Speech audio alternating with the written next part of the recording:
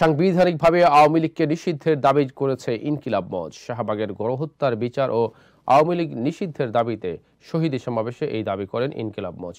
যে শাহবাগ থেকে জুলাইয়ের স্ফুলিঙ্গ দ্বিগুণ আকারে ছড়িয়ে পড়েছিল বাংলার প্রান্তরে, যেখানে 24 জুলাই আগস্টে আওয়ামী লীগের কর্মী থেকে শুরু করে আইন শৃঙ্খলা বাহিনীর সদস্যরা গুলি চালিয়ে হত্যা করেছিল নিরস্ত্র ছাত্রজনকে, সেখানেই তপ্ত রোদের মাথায় আবারও দ্রোহ নিয়ে জড়ো হয়েছে জুলাই বিপ্লবী শহীদ পরিবারের সদস্যরা।